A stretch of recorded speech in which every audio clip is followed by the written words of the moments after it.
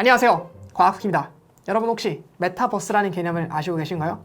지난 과학쿠키 위클리 쿠키에서도 여러분에게 보여드렸던 이 메타버스라고 하는 개념은 사용자가 가상현실로 직접 들어가서 그 세계 속에서 다양한 경험들을 보고 듣고 느끼는 마치 현실과 구분 안 되는 그런 세계를 말하는데요.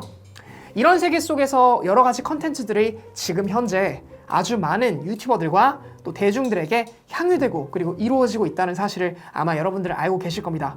그런데 정말 흥미로운 사실 하나를 제가 접하게 되었는데, 이 가상세계 속에서 만약에 지금 현재 코로나19 때문에 강연이 어려운 이런 현실 속에서 강연이 이루어진다면 어떨까라고 하는 그런 상상과, 정말로 그게 실제로 가능하다면 여러 강연들을 실제로 이행할 수 있지 않을까, 이런 상상을 해볼 수가 있게 되었는데, 바로 그러한 자리를 구독자들과 함께 할 수 있는 기회를 저에게 마련해 주셔서 이렇게 참여하게 되었습니다. 그래서 얼마 전에 과학쿠키 유튜브 채널 커뮤니티에도 이 라파, 그러니까 한국전파진흥협회와 함께하는 이 VR 메타버스 컨테스트에 참여하실 분들을 모집했었는데요. 정말로 많은 분들이 감사하게도 신청해 주셔서 누구를 선정해야 될지 정말 애먹었던 그런 경험이 있었는데, 제가 직접 그분들에게 전화를 드려서 어떻게 신청하게 되셨는지, 그리고 이번 강연에 대해서 기대하는 바가 무엇인지 등을 여쭤보았습니다.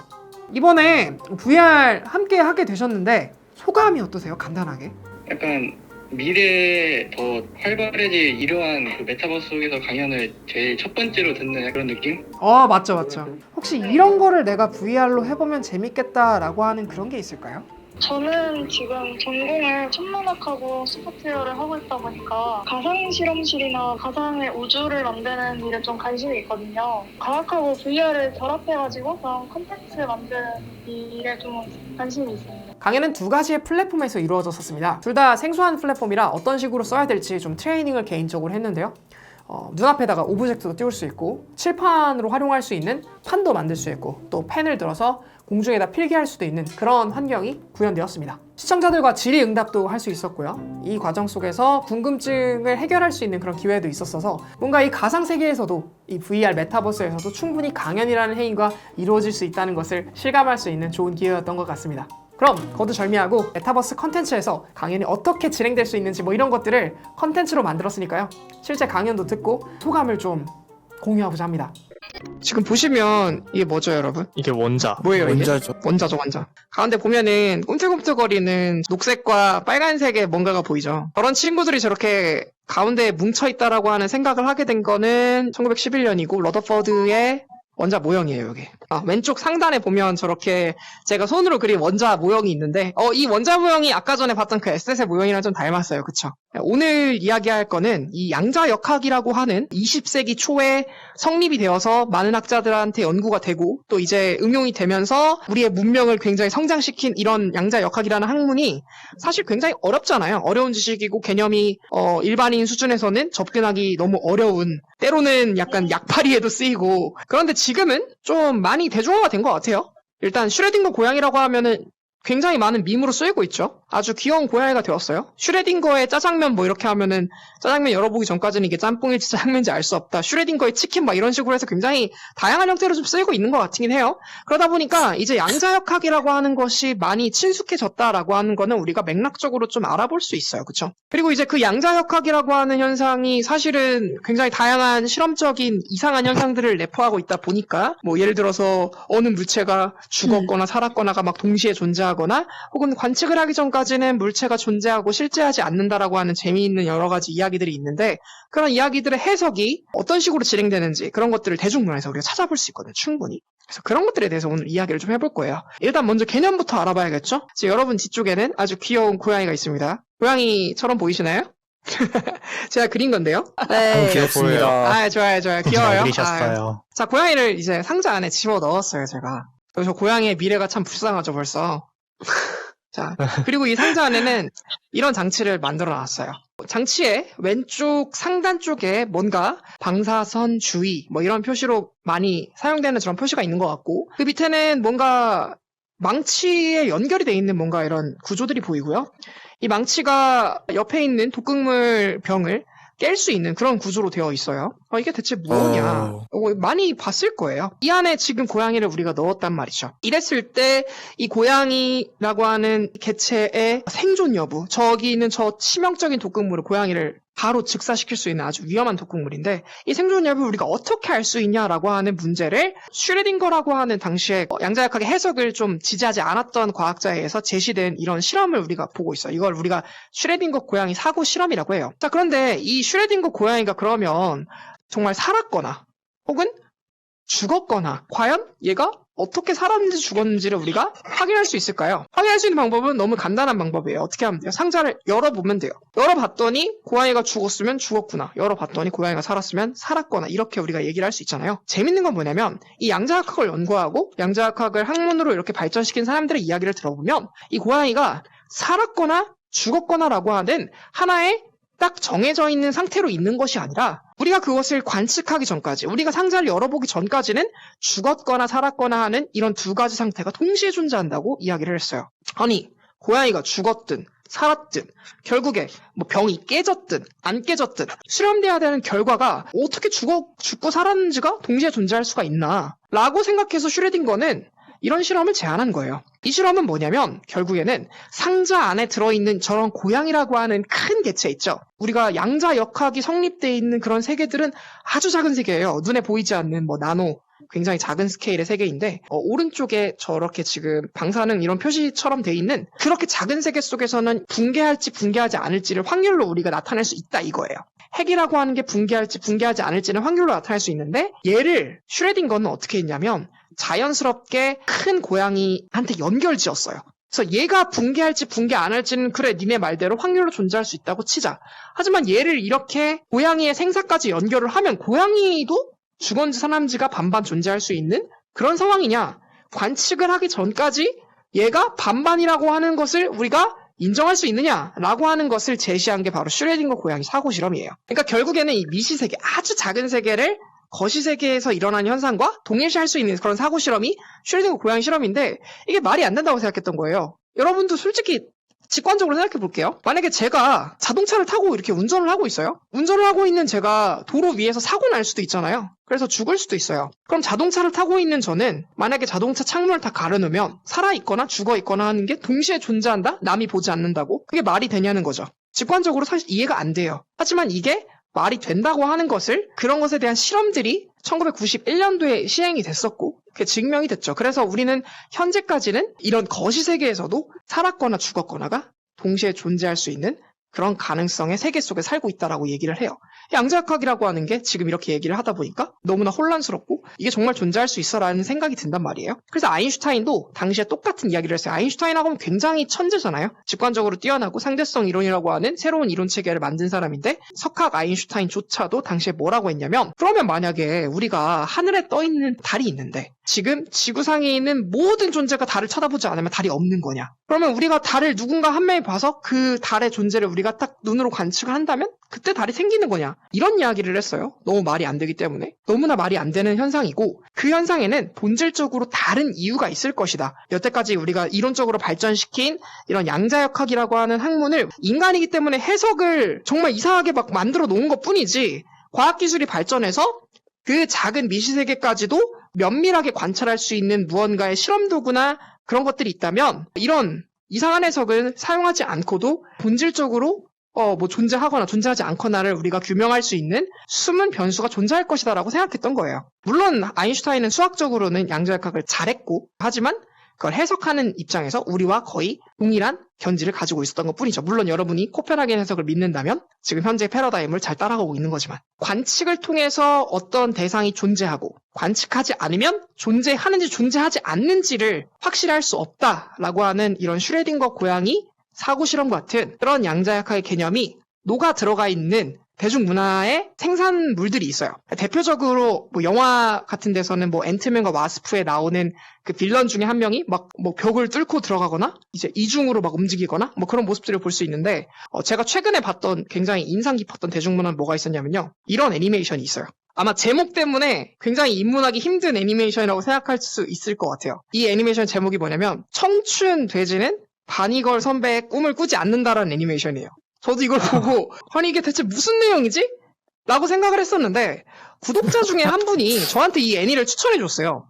물론 이 대중문화 속에 물리학적 개념이 들어가면 당연히 오개념이 발생할 수밖에 없지만 그래도 그 아이디어가 들어가 있어요. 어떤 아이디어가 들어가 있냐면 여기 있는 주인공 이게 2명이 있는데 지금 왼쪽에 이제 여자 주인공이 있죠. 이 여자 주인공이 지금 보면 앞쪽에 지금 도서관에서 책을 읽고 있는 사람들 있잖아요. 이 사람들 앞에서 저렇게 좀 자극적인 옷을 입고 막 돌아다녀요. 이게 왜 그러냐면 사람들이 자기를 인식하지 못하는 거예요. 그런데 주인공만 이 친구를 보는 거예요. 자기를 사람들이 어느 순간 인식하지 않게 되었다. 그래서 왜 그런지 모르겠다라고 해서 주인공과 같이 이 사람이 왜 이렇게 됐는지 이런 것들의 비밀을 풀어 헤치는 그런 애니메이션이거든요. 그래서 이제 여러 가지 일들이 막 있다 보니까 주인공이 이게 그 말로만 듣던 사람들이 인식하지 않으면 존재를 규정할 수 없는 양자역할 개념이 지금 현실 세계에 투영된 게 아닌가 이런 가정을 해요. 애니메이션 안에 과학 덕후 주인공이 한 명이 또 있는데 그 주인공이랑 같이 그 얘기를 하는 거예요. 코펜하겐 해성 얘기를 하면서 슈레딩거 고양 얘기를 하면서 인식하지 않으면 존재하지 않는다. 그래서 이 주인공이 어떤 식으로 이제 인식을 시키냐면 이제 여기가 학교 앞인데 학교 앞에서 고백하면서 혼내줍니다. 이렇게 3학년 일반 저런 선배를 좋아한다 이렇게 얘기를 해요. 이렇게 좋아한다 얘기를 해서 인식을 시켜요. 그래서 이렇게 쳐맞습니다. 근데 이렇게 쳐맞는데 동시에 이제 이런 이벤트 덕분에 저기 있는 학교에 있는 사람들이 이 여주를 인식을 하게 되면서 다른 사람들이 이제 인지를 하게 되었다라고 하는 그런 내용이 들어가 있어요. 굉장히 재밌는 아이디어죠. 어떻게 보면. 그 이후에 여러 가지 또 내용들이 있는데 그 내용들에는 어떤 얘기가 나오냐면 맥스웰의 도깨비라고 하는 아이디어도 나오고요. 또 다중우주도 나오고요. 물리학적인 재밌는 아이디어들이 녹아있는 작품이니까 한 번쯤은 볼만한 그런 작품인 것 같긴 해요. 물리학을 좋아할 수 있게 될 수 있는 하나의 문화적인 맥락이 아닐까라는 생각이 들어서 이렇게 여러분한테 소개를 드리게 되었습니다.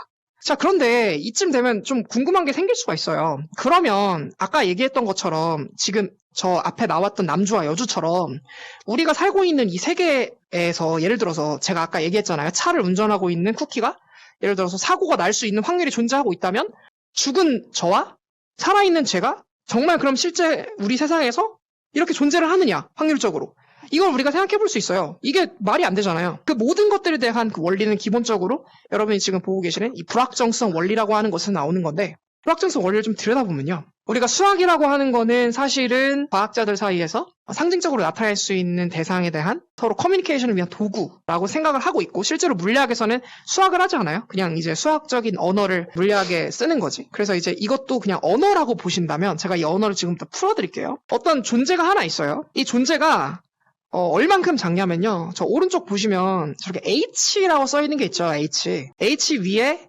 체크가 돼 있어요. 지금 저거 잘못 썼어요. 이게 짝대기에 거 있으면 안 돼요. 왜냐면 저기 짝대기가 거 있는 순간 저 밑에 있는 게 2로 바뀌어야 되거든요. 그래서 저건 여러분 머릿속에서 저기 짝대기가 없구나 이렇게 생각하시면 돼요. H는 우리가 물리학에서 나타내고 있는 상수 중에 가장 기본 상수 중에 하나인 플랑크 상수를 얘기를 해요. 플랑크 상수라고 하는 것의 크기만 알면 돼요. 저게 얼마나 작냐면 0.0000 해가지고 그 0이 30개 넘어가요. 그만큼 저게 작은 숫자예요. 그런데 저렇게 작은 숫자가 지금 오른쪽에 있잖아요. 저렇게 작은 숫자가 심지어 나눠져 있는데 더 작겠죠. 그렇게 작은 숫자랑 지금 부등호를 보면 같거나 살짝 크거나예요. 그죠? 근데 뭐가 같거나 살짝 크거나 앞쪽에 보면 세모 X가 있고 세모 P가 있어요. 여기서 세모 X라고 하는 거는 어떤 입자 존재가 있는데 예를 들어서 지금 제 왼손이라고 해볼게요. 왼손이 있는데 이 왼손이 어느 위치에 있는지를 나타내요. 이게 어느 위치에 있는지를 나타내는데 그 위치라고 하는 건 예를 들어서 여기 있을 수도 있고 여기 있을 수도 있고 여기 있을 수도 있잖아요. 자, 그러면 가능성은 여기서부터 여기까지겠죠. 자, 이 가능성을 나타내요. 세모 X라고 하는 건. 그리고 저 옆에 있는 세모 P라고 하는 건 얘가 앞으로 어떻게 움직일지를 나타내요. 예를 들어서 여기 있었는데 얘가 이렇게 움직이고 있는지 아니면 얘가 이렇게 움직이고 있는지 여러 가지 왔다 갔다 할 수 있는. 자, 그런데 그거 두 개의 곱이 어느 특정한 숫자보다는 무조건 커야 된다라는 거거든요. 저게. 이 말이 뭐냐면 어느 특정한 위치를 정확하게 입자가 어디 있는지 정확하게 알잖아요. 정확하게 알면 세모 X라고 하는 값이 정확하게 안다는 거는 얘가 여기 있다는 걸 확신하는 거니까 저 세모 X가 없어져야 돼요. 0이 돼야 돼요. 왜냐면 여기 있는 게 그냥 확실하니까. 저 세모 X라고 하는 건 여기 있는지 여기 있는지 여기 있는지 모르는 그런 어떤 애매한 값이라고 했잖아요. 만약에 여기 있다, 가운데에 딱 있다라고 하는 저걸 아는 순간 저 세모 X는 0이 돼야 돼요. 마찬가지로 얘가 어느 방향으로 나아가고 있는지 이런 것들을 우리가 완벽하게 알고 있다. 얘가 이쪽으로 갈지 이쪽으로 갈지 어느 쪽으로 갈지를 완벽하게 알고 있다라고 한다면 저 뒤에 있는 세모 P라고 하는 건 0이 돼야 돼요. 왜냐면 알고 있으니까 이렇게 튈지 이렇게 튈지를 모르고 있는 상황이 아니니까 정확하게 위치를 알고 있으면 저 값이 0이 되어버리는데 자연에서는 그런 일이 일어나지 않는다라고 하는 걸 나타내는 게 바로 이 공식이에요. 왜냐면 한쪽이 0이 되면 그냥 0이 돼버리는데 저 4파이 오버 h라고 하는 저 값만큼보다 커야 되니까 무조건.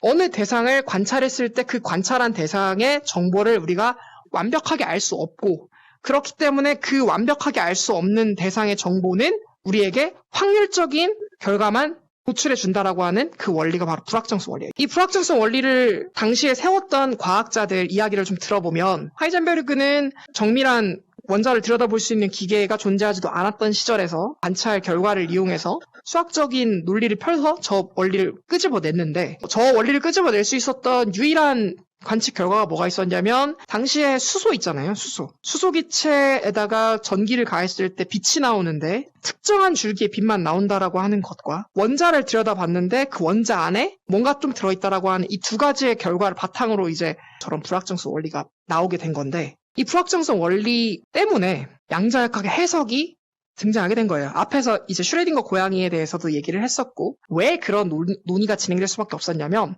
수학이 먼저 발달했기 때문이에요. 양자역학은. 그 과거 16세기부터 19세기 그리고 20세기 초까지만 하더라도 과학이 발전하는 형태는 일단 실험으로 관찰이 돼요. 그거에 대해서 가설을 세워요. 이게 이런 식으로 해서 이렇게 되면은 이렇게 되지 않을까라고 먼저 생각을 해봐요. 그래서 그 실험 데이터를 모읍니다. 그 다음에 이거를 원리로 만드는 형태예요. 뉴턴이 그랬고요. 라바즈도 그랬고요. 그리고 뭐 다양한 생물학자들도 당연히 사례를 통해서 생명과학적인 개념들을 만들어냈죠.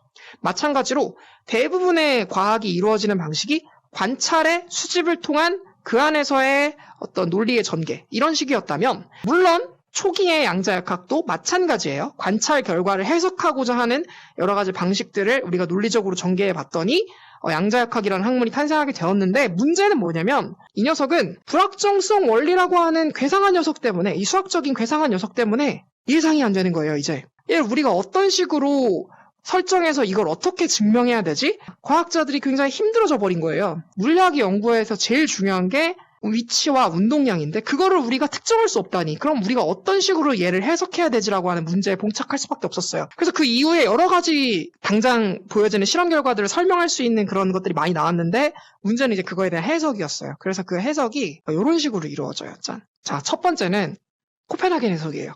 양자역학을 만든 사람들의 해석 방법이에요.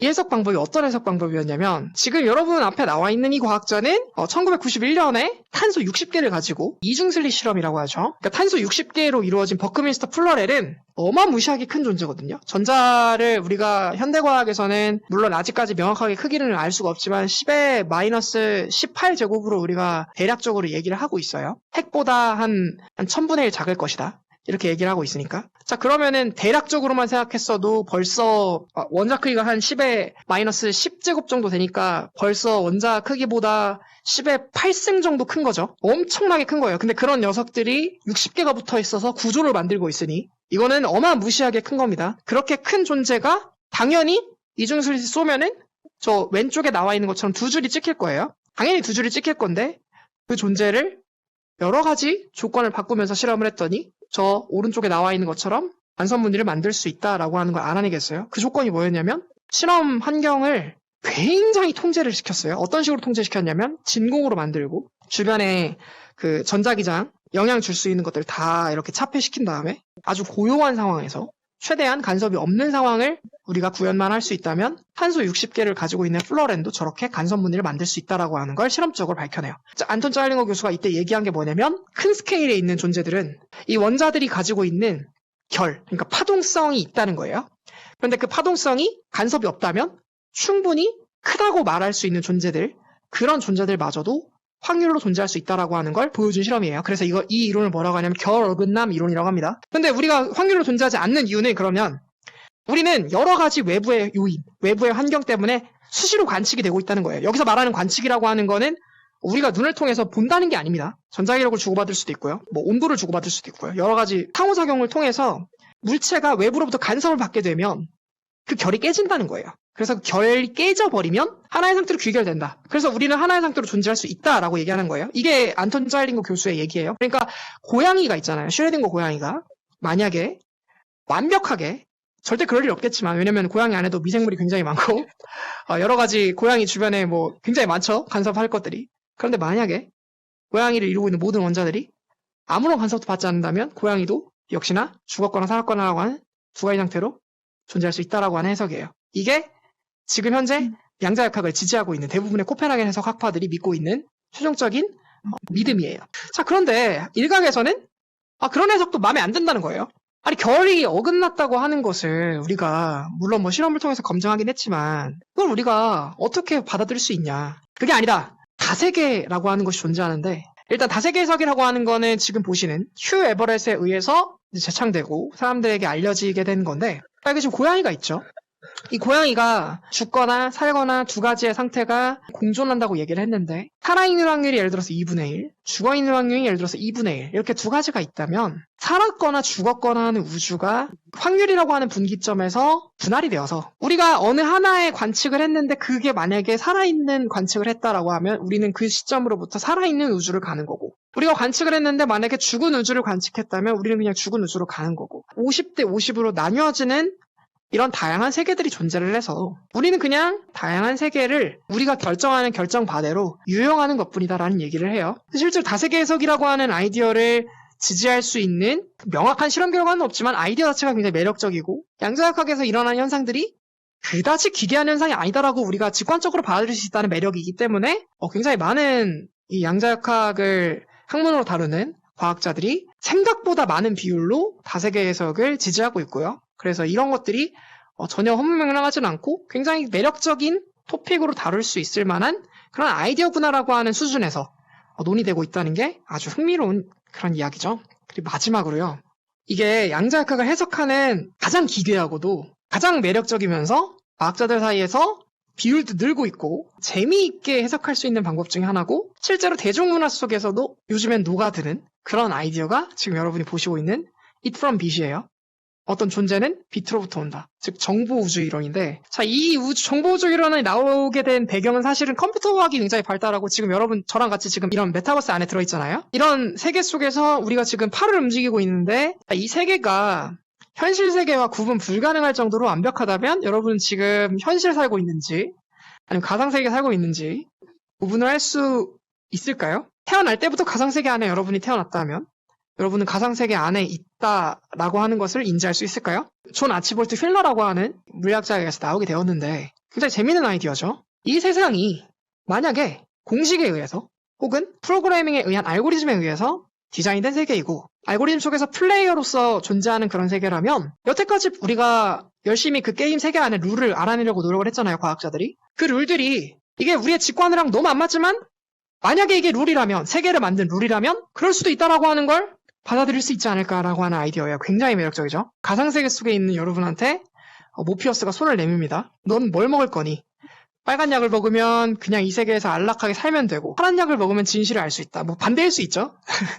어쨌든 하나 선택하면 진실을 알 수 있다는 거예요. 본인이 속한 세계가 가상인지 현실인지 실제는 따로 있는데 가상세계 안에서 모든 것들을 생각하고 구현하고 느낄 수 있다라고 한다면 우리가 알고 있는 이 세계가 양자역학으로 쌓았던 수많은 어떤 수학적인 논리들이 그냥 받아들일 수 있는 원리이지 않을까라는 아이디어예요. 당연히 아시겠지만 관찰할 수 없고요. 소설이에요. 모든 과학은 일단 소설로 시작해야 돼요. 소설로 시작한 다음에 여러 가지 관측 결과를 좀 토대를 얻고 그걸 이제 논문으로 퍼블리시를 하고 많은 과학자들에 의해서 그 소설이 합리적이다라고 받아들여지게 되고 그 과학자들이 많이 늘어나게 되면 그것이 과학 패러다임으로 진화한다라고 하는 쿤의 이론이 있죠. 이 정보 우주라고 하는 것에 대한 근거 굉장히 부족하고 공상이라고 치부할 수 있어요. 재밌는 건 뭐냐면 우리나라에서 양자역학을 대중화하는데 정말 오랫동안 수년간 열심히 노력하셨던 김성학 교수님 계시죠? 김성학 교수님 카톡에 알림말이 It from Bit이에요. 김성학 교수님은 참고로 코펜하겐 해석을 지지하고 있지만 It from Bit을 카톡 프로필로 해가지고 제가 교수님한테 여쭤봤습니다. 교수님 왜 It from Bit 해놓으셨어요? 교수님께서 답변을 해주셨어요. 매력적이니까. 이게 과학적으로 근거가 부실함에도 불구하고 매력적이다라고 하는 아이템으로서 정보우주 이론이 굉장히 많은 문화에서 쓰이고 있어요. 지금 여러분들이 보시는 이 매트릭스에서. 이런 식으로 다양한 우리 주변에 있는 대중문화 속에서 이런 양자역학의 기묘하고도 재미있는 지식들이 녹아있는 걸 많이 볼 수 있는데, 오늘 여러분한테 이야기했던 이런 개념들, 다른 어떤 대중 매체에도 많이 녹아들어 있거든요. 강의실을 옮겨서 또 두 가지 얘기를 더 드릴 건데, 저희 그러면은 장소를 옮겨서 이쪽에서 또 다른 얘기를 좀 하면서 여러분이랑 같이 이야기를 좀 해봤으면 좋겠어요. 각도가 괜찮나요? 잘 보여요? 네. 네, 괜찮아요. 네, 좋습니다. 그럼 계속 해볼게요, 그러면. 자, 일단 물질의 기본이라고 하는 것은 여러분들이 다 알다시피 원자예요. 지금은 다 그렇게 알고 있지만, 여러분 이게 뭐죠? 사원소. 원소, 흙, 바람이요. 사원소. 저랑 같은 세대에 있었던 분들은 캡틴 플래닛이 생각날지도 모르겠어요. 땅, 불, 바람, 물, 마음이라고 해서 원소들이에요. 그런데 이런 생각들이 아주 과거에 기원전 4세기에도 이런 것에 대한 가능성에 대해서 이야기를 한 철학자들이 분명히 존재했어요. 그 철학자는 데모크리토스라는 사람이었는데, 물, 불, 흙, 공기가 아니라 어떤 대상은 그 대상이 가지고 있는 고유한 그 물질로 굉장히 작은 알갱이로 존재할 것이다.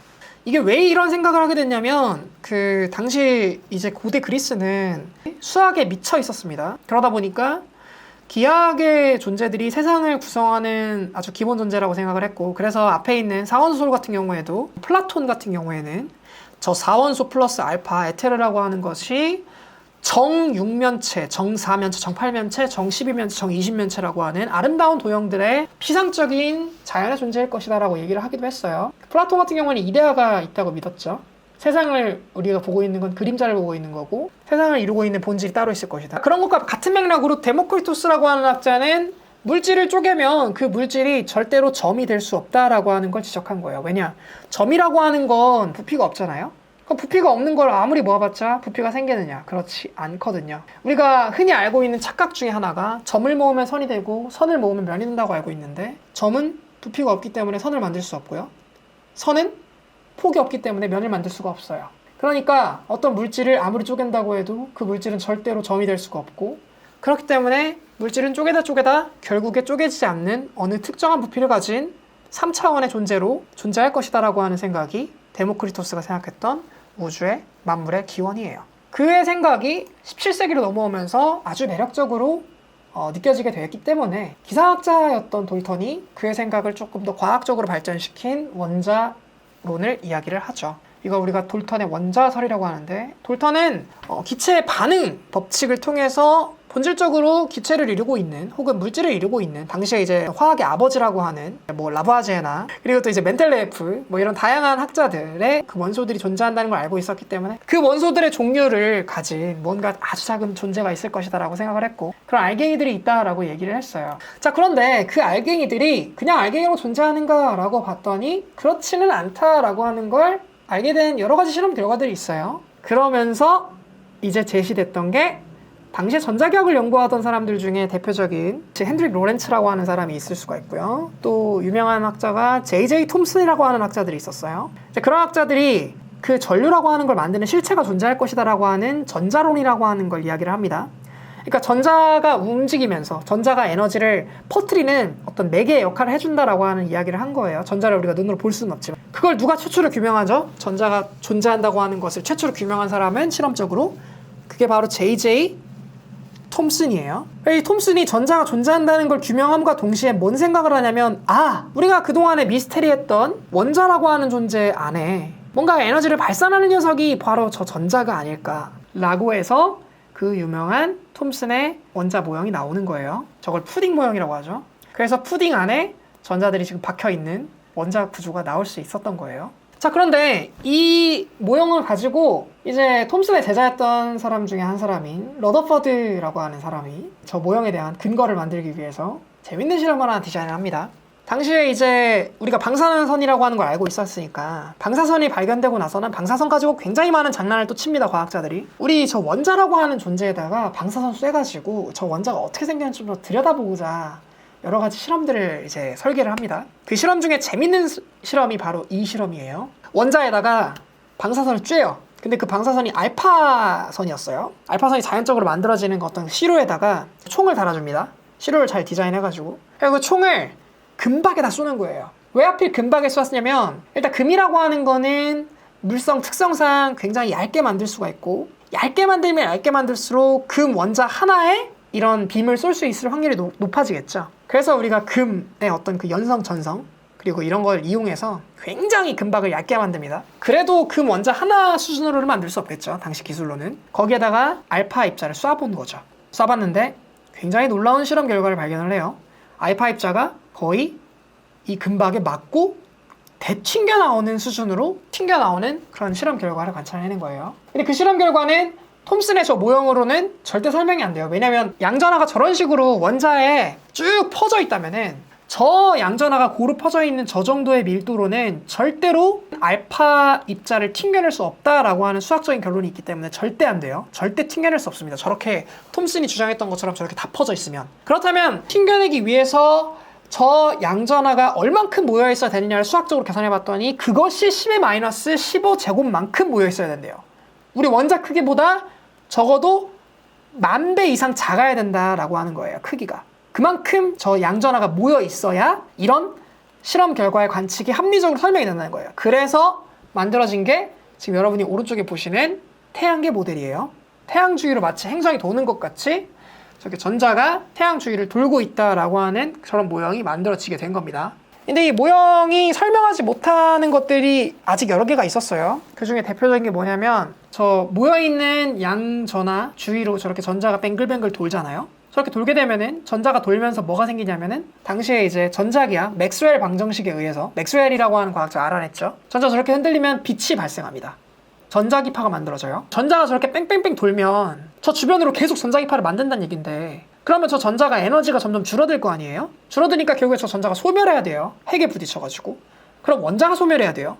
그렇다는 얘기는 여러분과 제가 순식간에 우주의 먼지가 되는 것처럼 중성자가 되면서 사라져야 된다는 얘기예요. 자, 근데 그런 일은 일어나지 않아요. 그러니까 저 전자는 뭔가 자기의 궤도를 잘 지킬 수 있는 뭔가가 있어요. 저 전자 안에는 그 비밀이. 그래서 보어가 이런 모형을 주장합니다. 이 보어의 원자 모형을 보다 보면 빨간색이 원자 핵이라고 제가 이름을 붙일게요. 저 원자 핵 주변으로 전자들이 저렇게 첫 번째 껍질에 2개가 있고 두 번째 껍질에 8개가 있고 이런 식으로 생각을 하기 쉬워요. 저 껍질이라는 게 실제로 존재하는 것처럼 막 저렇게 그림으로 그려져 있기 때문에. 근데 그게 아니죠. 절대 그렇지 않습니다. 저 원자 핵 주변에 있는 저 전자는 실제로 어떻게 움직이는지 아무도 몰라요. 심지어 보어도 그렇게 얘기했어요. 저건 껍질이라고 얘기를 하고 있지만 저 껍질상에서 전자가 돌고 있는 게 아니다. 그러니까 우리는 착각하기 쉽죠. 그림만 보고 이게 도는 것처럼. 근데 도는 거 러더포드의 모형에서 끝났습니다. 돌지 않아요. 저 전자는 저 껍질상에 존재하는 거예요. 그럼 저 껍질이 뭐냐를 우리가 생각해 볼 수 있는데 저 껍질은 있잖아요. 저 껍질 속에 속해 있는 전자라고 하는 녀석의 에너지를 나타내는 값이에요. 첫 번째 껍질, 두 번째 껍질 다 수학적으로 나타낼 수 있어요. 저 껍질에 속해 있는 전자가 어느 에너지를 가지고 있는지. 그러니까 저 모델은 보어를 주축으로 한 코펜하겐에서 학파들의 수학적인 어떤 계산 결과를 우리가 직관적으로 잘 보여주기 위해서 만들어낸 모형이에요. 자, 저 모형을 쓰면요. 어떤 재밌는 일이 일어나냐면요. 첫 번째 껍질이랑 두 번째 껍질 제가 그려놨어요. 근데 저 위에도 계속 껍질들이 있어요. 그 껍질들은 뭐냐면 전자가 가질 수 있는 에너지들을 나타내요. 그래서 저 껍질이 가장 안쪽에 있는 껍질 있잖아요. 저게 전자가 가질 수 있는 최소한의 에너지를 나타내요. 그래서 저 안쪽에 있는 껍질부터 바깥쪽에 있는 여러 껍질들이 있는데 껍질 사이로 전자들이 왔다 갔다 할 수가 있어요. 그런데 그 왔다 갔다 하는 과정에서 에너지가 방출될 수 있고 방출된 에너지가 전자기파의 형태로 사람들이 볼 수도 있고 혹은 뭐 관찰할 수도 있고 때로는 빛으로 나타나기도 하고 이런 것들이 이제 설명이 되는 거예요. 화학 시간에 잠깐 들어봤을 수도 있어요. 라이먼 계열, 발머 계열, 파신 계열이라고 하는 것들. 그런 계열을 저 껍질의 에너지를 가지고 설명을 합니다. 그래서 높은 껍질에서 낮은 껍질로 전자가 떨어지게 되면 그 떨어진 그 껍질의 에너지 차이만큼 에너지가 바깥으로 방출되기도 하고 반대로 외부로부터 그 껍질 차이에 딱 걸리는 에너지가 들어왔을 때 그러면 그 껍질 차이만큼의 에너지를 공명으로 흡수하기도 하고 이런 형태를 우리가 나타내는 모형을 저 보어의 원자 모형이라고 얘기를 합니다. 굉장히 합리적이고 굉장히 직관적이고 여태까지 나와있던 실험들을 잘 설명하는 그런 모형이에요. 다만 문제는 뭐냐면 보어는 치명적인 실수를 한 게 저 모형을요 그냥 여태까지 실험 결과를 잘 설명하기 위한 모형으로서밖에 쓰지 않았다는 거예요. 실제로 원자가 저렇게 생겼냐 그러면 아니죠. 저렇게 생겼는지 몰라요. 그래서 보어 밑에서 이제 열심히 공부를 하던 하이젠베르그 같은 경우에는 저 껍질조차도 없다라고 얘기를 했어요. 그냥 에너지만 존재하는 거지 그 에너지를 우리가 뭐 껍질이라고 하는 형태로 나타낼 수는 없다라고까지 이야기를 했어요. 재밌는 주장이죠. 이 동시대에 활동했던 학자 중에 우리가 아까 얘기했던 고양이의 주인공인 슈레딩거도 있었는데, 이 슈레딩거라고 하는 사람은 양자역학의 코펜하겐 해석에 회의적인 사람이었어요. 아까 슈레딩거 고양이 실험만 봐도 그렇죠. 그 슈레딩거가 보어의 이 모형에서 이 전자가 그렇다면 왜 이렇게 특정한 껍질 위에서만 존재하는지를 우리가 나타내기 위해서 어떤 방법을 쓰냐면요. 아까 우리 이중슬릿 실험 얘기했을 때도 얘기했던 전자라고 하는 존재가 이중슬릿에서 파동성을 가진다는 걸 얘기를 했잖아요. 저 원자 핵 주변에 있는 전자라고 하는 존재가 껍질 위에 그냥 에너지를 가지고 있는 그런 형태가 아니라, 지금 가운데에 점이 하나 보이고요. 그 주변에 이렇게 파란색으로 칠했는데, 이 가운데 점 원자 핵을 기준으로 전자가 어디 있는지는 모르지만 확률적으로 여기에 이렇게 분포할 확률을 있을 것이에요 라고 하는 그런 확률 구름을 만들 수가 있어요. 자, 이게 결국엔 저 위에 있는 방정식 때문에 나온 거예요. 저 외계어 같은 저런 아주 수식이 가득한 저 방정식에서 나왔어요. 자, 그러면 저 방정식이 대체 이 구름을 어떻게 만들었는지를 이제부터 좀 얘기를 해볼게요. 자, 여러분, 이게 뭐예요, 여러분? 알파벳? V의 V. 속도. 그쵸. 벨로시티라고 해서 속도라고 생각할 수도 있어요. 근데 우리가 이 V라고 하는 거를 다른 식으로 물리량에서 쓰기도 해요. 자, V를 우리가 포텐셜 에너지를 써요. 자, 포텐셜 에너지라고 하면 너무 어려운 것 같은데, 롤러코스터 움직일 때 위치 에너지라고 배우잖아요. 그죠? 그 위치 에너지라고 하는 거를 다른 말로 포텐셜 에너지라고 불러요. 왜냐하면 잠재되어 있는 에너지를 표현한다라는 맥락에서 포텐셜 에너지라고 불러요. 롤러코스터가 여기를 기준으로 이제 출발을 하는데, 이 아래쪽은 이제 지구일 거예요. 지구의 중력권 안에 속해 있기 때문에 얘가 쭉 하고 떨어지면은 중력의 영향을 받아서 가속을 하겠죠. 그러면서 속도가 빨라지면서, 속도가 빨라진 만큼이 어디로 가냐면 운동 에너지로 가요. 자, 그럼 이 운동 에너지는 어디서 만들어진 거냐? 얘가 여기에 위치했기 때문에 이 운동 에너지가 만들어진 거잖아요. 중력에 의해서. 보이지 않는 어떤 힘이 존재하고 있는데, 그 힘이 언제든지 발현될 수 있는 이런 공간 있잖아요. 이런 공간을 우리가 뭐라고 하냐면 포텐셜 장이라고 불러요. 장, 우리 운동장 이렇게 얘기하잖아요. 운동장, 그 운동을 할 수 있는 공간, 이렇게 위치를 가지고 있다는 것만으로도 이거 움직일 수 있는 거예요. 자, 이런 게 또 뭐가 있냐면요, 여러분. 아까 우리 원자 얘기했잖아요. 수소원자. 수소원자의 전자를 붙잡고 있는 존재는 뭡니까, 여러분? 원자핵? 맞아요, 맞습니다. 원자핵이 전자기력이라고 하는 힘, 정전기력이죠. 마이너스는 플러스를 끌어당기고 플러스는 마이너스를 끌어당기잖아요. 그러니까 그 원자핵이 전자를 붙잡고 있는 거예요. 붙들고 있는데, 그 붙들고 있는 그것 때문에 뭐가 생기냐면, 전자가 어디에 있냐에 따라서 얘가 어느 에너지를 가지고 있는지가 생기죠. 그건 전자기장이라고 부를 수가 있겠죠. 전자장, 이렇게. 중심을 기준으로 어디에 위치해 있냐에 따라서 얘가 붙들려 있는 거예요. 자, 그럼 이 롤러코스터의 이 열차, 얘는 어디에 붙들려 있는 거예요, 지금? 중력에 붙들려 있죠. 중력장에 붙들려 있어요. 저렇게 장에 붙들려 있는 대상들이 있어요. 그런 대상들이 가지는 에너지를 우리가 포텐셜 에너지라고 불러요. 그걸 우리가 V라고 표시를 합니다. 자, 여기까지 됐나요? 그러니까 어떤 장에 포함되어 있는 대상이 붙들려 있는 에너지를 우리가 포텐셜 에너지라고 불러요. 자, 여기에서 V를 찾아보세요.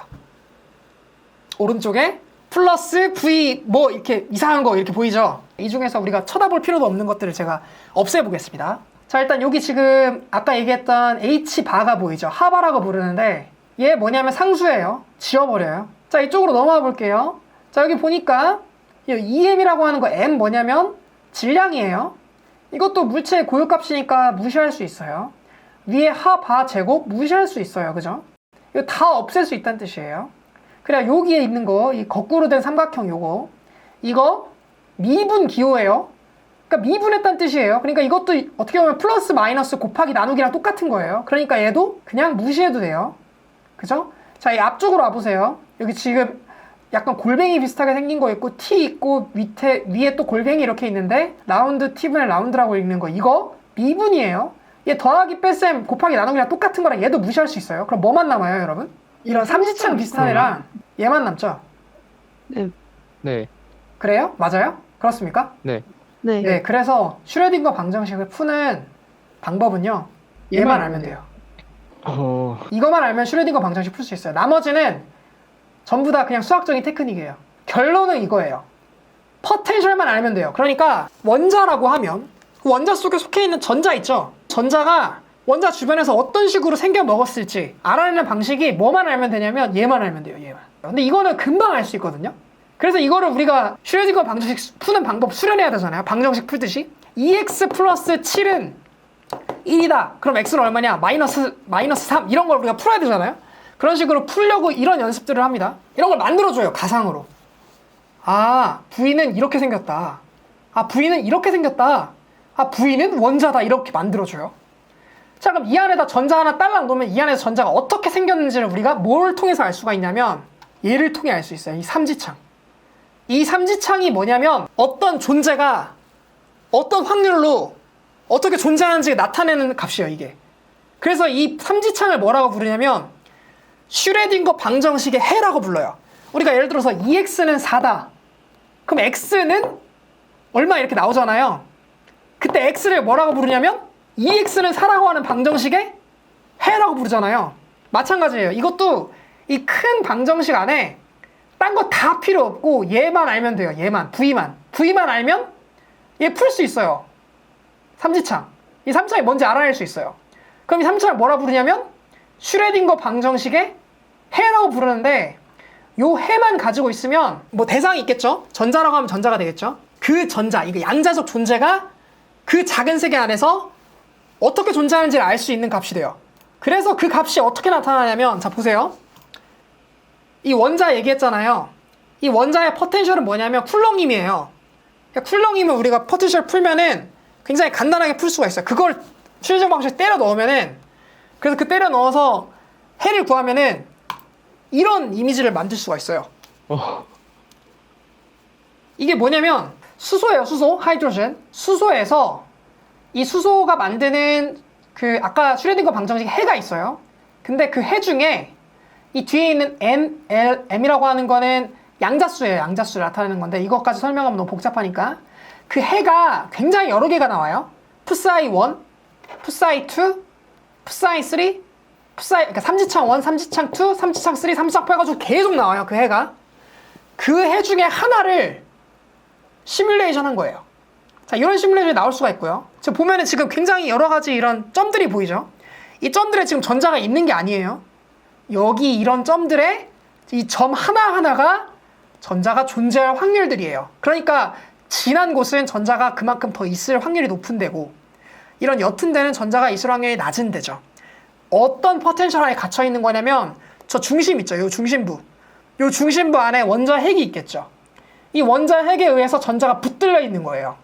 아까 롤러코스터가 중력에 의해서 붙들려 있는 것처럼 그 확률을 나타낸 거예요. 다음 장 넘어가면 이런 모습도 나타나요.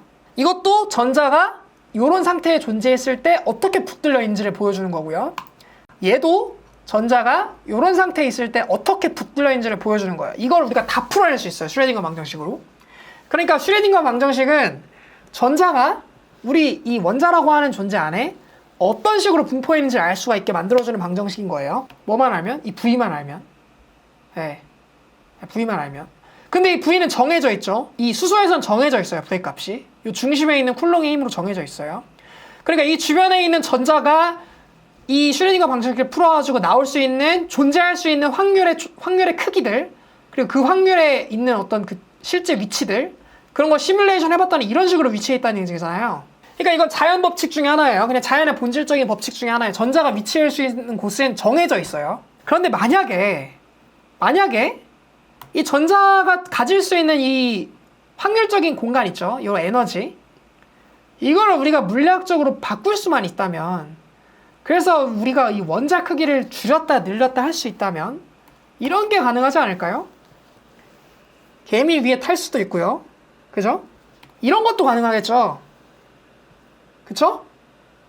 왜냐면 결국에 물질은 원자핵과 전자로 이루어져 있으니까 그런 아이디어가 바로 앤트맨과 와스프에 나와 있는 P 밉자를 활용해서 물체를 크게 만들 수도 있고 작게 만들 수도 있다라고 하는 아이디어인 거예요.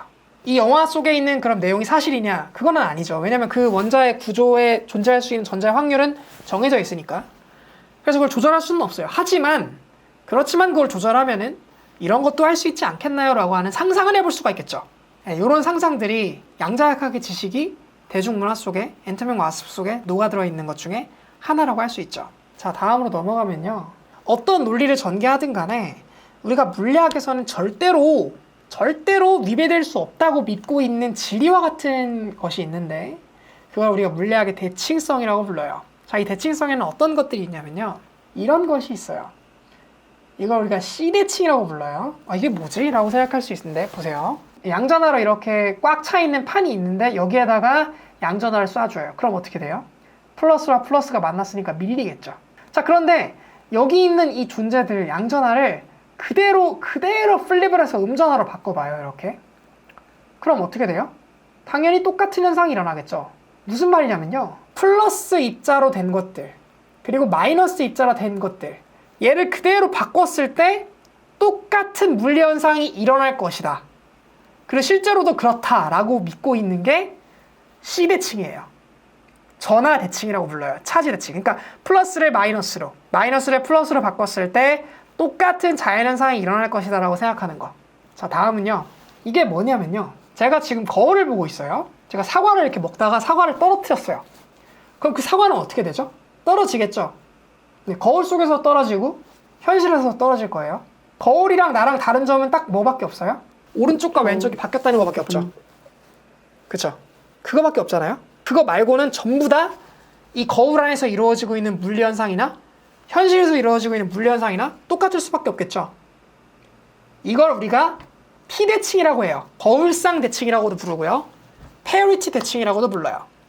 거울에서 일어나는 일은 현실 세계 속에 일어나는 일과 물리학적인 그런 현상들이 반드시 똑같다. 이렇게 보는 거예요.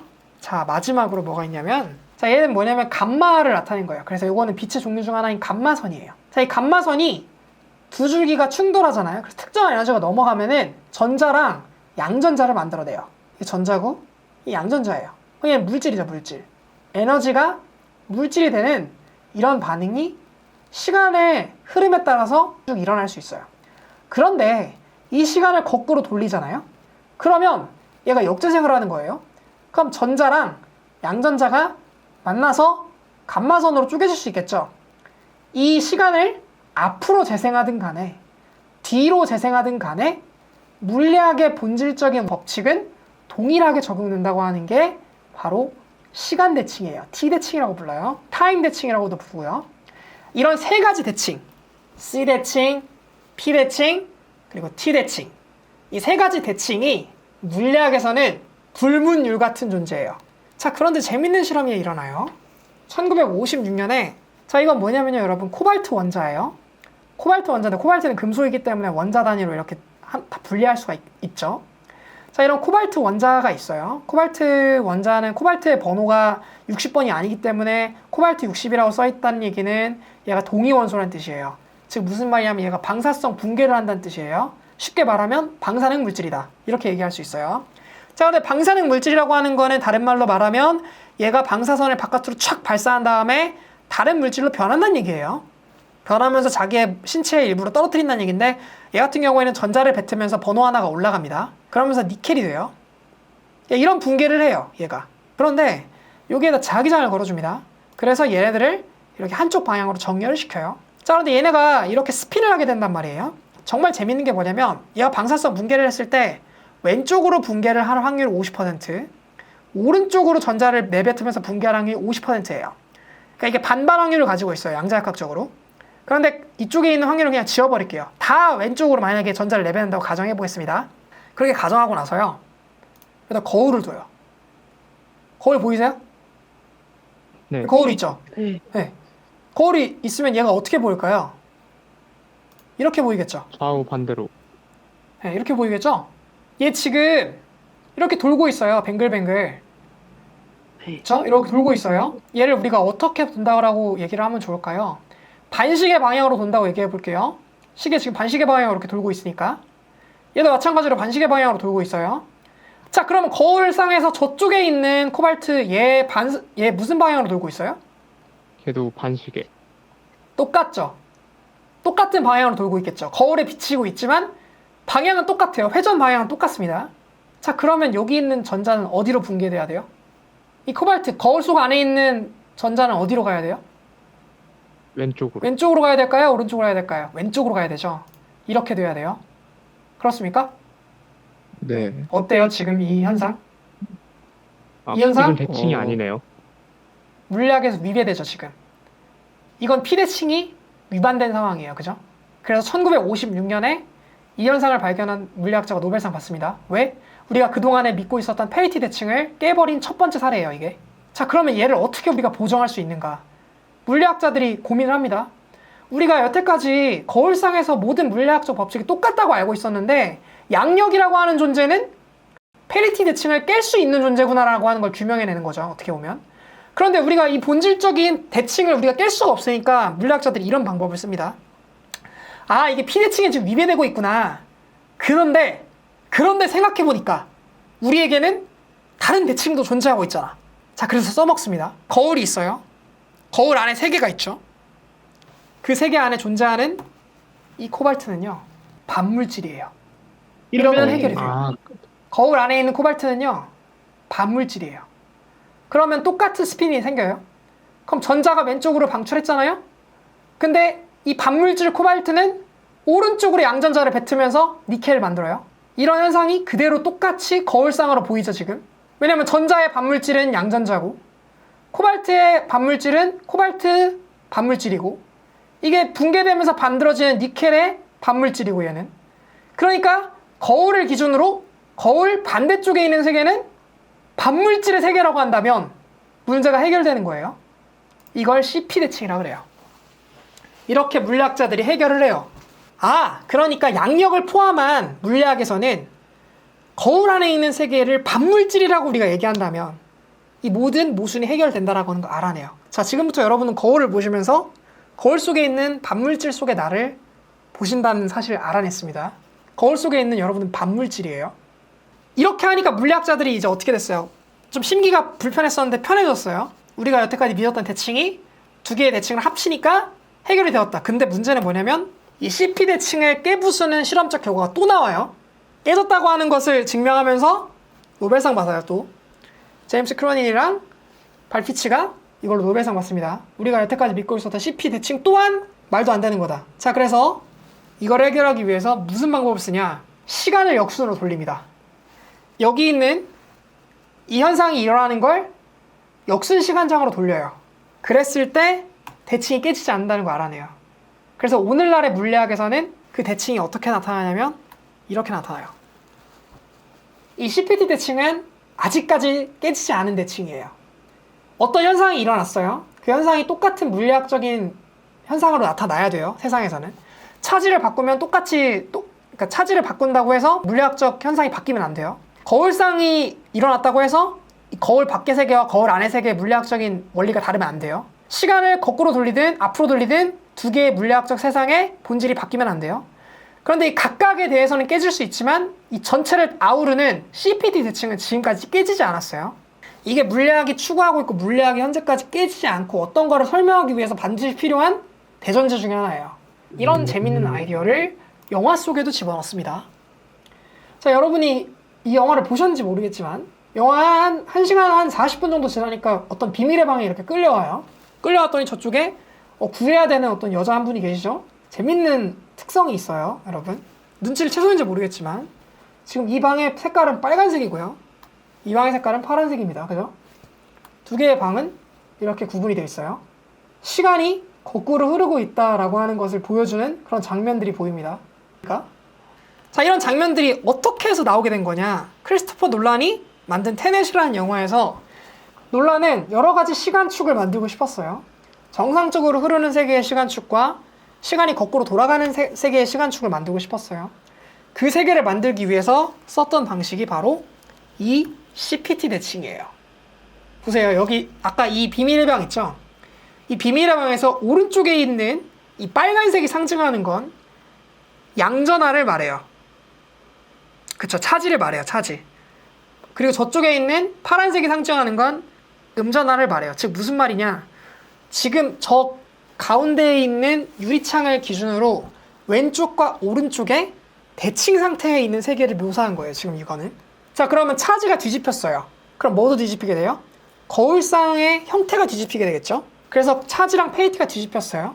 이 두 가지를 뒤집어 줘야 타임도 뒤집힐 수 있다는 거를 영화 속에서 드러내기 위해서 크리스토퍼 놀란은 CPT 대칭을 교묘하게 이 테넷이라는 영화에서 이용합니다. 시간을 역순으로 돌릴 수 있는 방법을 선택한 게 CPT 대칭을 위배하지 않으면서 이걸 이제 녹여낸 거예요, 영화 속에서. 그렇기 때문에 이 영화를 보는 사람들은 굉장히 괴로웠어요. 아니 이게 대체 무슨 소리고? 이게 대체 뭔 말을 하고 싶은 거고? 이게 대체 뭔 영화야? 약간 이렇게 괴로워했지만 놀란은 영화를 만들 때 지금 현재 물리학에 위배되지 않는 굉장히 과학적이고 참신한 근거를 영화 속에서 설화한 거예요. 여태까지 영화 대중매체 속에서 나왔던 시간을 뒤집는 방법은 황당무계했어요. 대부분이. 소설이었단 말이에요. 그런데 여기서도 소설이 있어요. 어떤 소설이 있냐면 저 인버전이라고 하는 기계 장치는 소설이죠. 저런 기계는 존재하지 않아요. 그러나 현재를 살아가는 우리에게 과학기술에 위배되지 않는 방식으로 시간을 뒤집을 수 있다면 저런 장치를 통해서 시간을 만약에 뒤집을 수만 있다면 우리가 물질과 반물질을 오가면서 인버전이 된 이 사토르는 이 사토르를 이루고 있는 물질은 뭐예요? 다 반물질이에요. 원래 사토르가 가지고 있는 원자랑 전부 다 반하는 물질이에요. 그러니까 이 사토르의 원자 핵은 음성을 띠고 있어요. 마이너스를 띠고 있고 이 사토르를 이루고 있는 전자는 플러스를 띠고 있어요. 그래서 영화에서 나오죠. 똑같은 너랑 만났을 때 절대로 접촉하지 말라고. 왜? 양전자랑 전자가 만나면 소멸되잖아요. 마찬가지로 똑같은 인물이 만나면 소멸된다는 걸 영화에서 은연중에 드러낸 거예요. 그런 식으로 논란은 지금 현재 우리 세계에 속하고 있는, 우리 세계에서 알려져 있는 그런 과학적 지식을 이런 식으로 최대한 대중문화로 풀어내기 위한 노력을 많이 하는 영화 감독으로 유명하죠. 대표적으로 인터스텔라가 그랬죠. 이런 식으로 주변에 양자역학 그리고 물리학에 관련된 그런 굉장히 어려운 과학적 지식을 최대한 대중에게 재미있게 그리고 유효하게 풀어낼 수 있을 만한 시도와 그런 노력들이 문화계와 영화계에서도 진행이 되고 있어요.